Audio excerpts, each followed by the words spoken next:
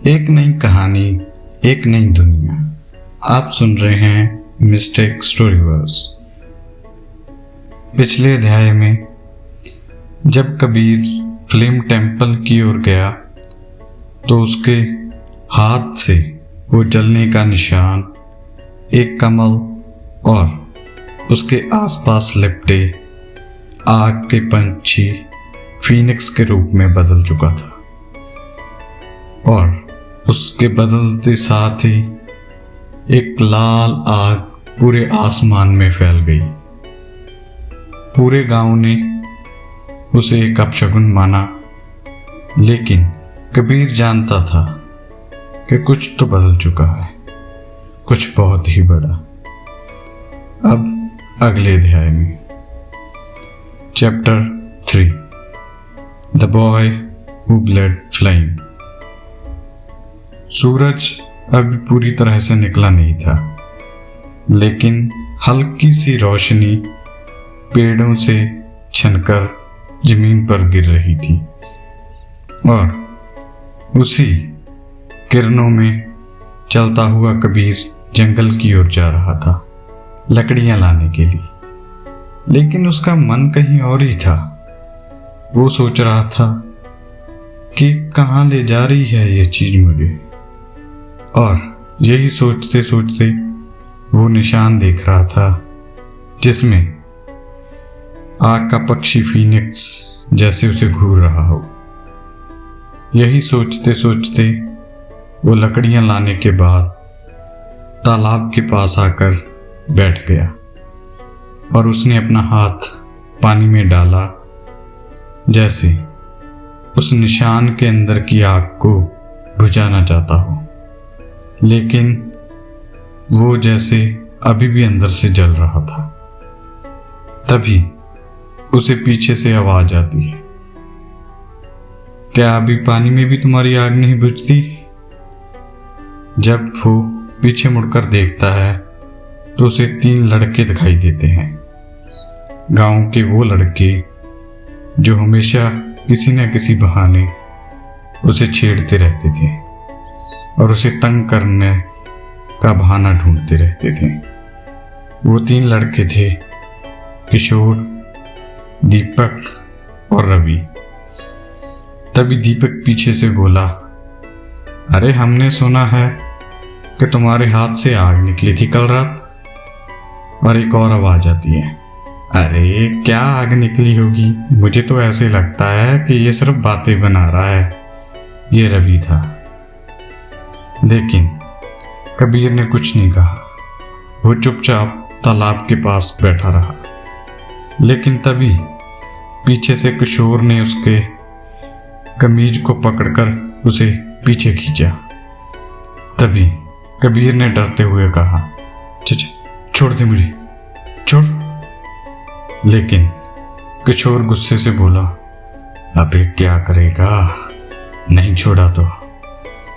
लेकिन तभी कबीर की आंखों में जैसे एक आग जल उठी और उधर किशोर ने उसकी बाह को पकड़कर मरोड़ दिया और चट सी आवाज आई जैसे उसकी बाह टूट चुकी हो। लेकिन जैसे ही कबीर की आंखों में वो लाल आग दिखाई दी, उसकी आंखों में जैसे धुंधलापन छा गया। उसकी धड़कन बढ़ने लगी और जैसे उसको पसीना आने लगा। तभी एक फीनिक्स की चीख के साथ एक विस्फोट हुआ और आग का एक गोल सर्कल निकला जिसने तीनों को उछालकर दूर फेंक दिया। किशोर जाकर पेड़ से टकराया, रवि के बाल जल गए और दीपक के कपड़े। लेकिन कबीर वो तो जैसे चुपचाप खड़ा था, एकदम शांत। लेकिन वो घबरा रहा था, अंदर से बहुत घबरा रहा था। उसकी आंखों में एक अनजाना सा डर था। तभी वो कांपते कांपते वहां से भागने लगा, जैसे वहां से बहुत दूर जाना चाहता। वो भागता, गिरता, लड़खड़ाता हुआ गांव के पीछे एक खंडर के पास पहुंचा और उसके अंदर जाकर उसने अपना चेहरा घुटनों के बीच लिया और चुपचाप एक कोने में बैठ गया। वो सोच रहा था, क्या मैं किसी को मार डालूंगा? ये क्या हो रहा है मेरे साथ?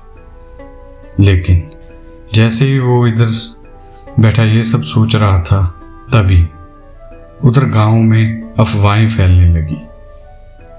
ऐसी अफवाहें कि जैसे कबीर ने किसी को आग लगा दी हो, और सभी गांव वाले बातें कर रहे थे, अरे एक लड़का तो अस्पताल पहुंच गया।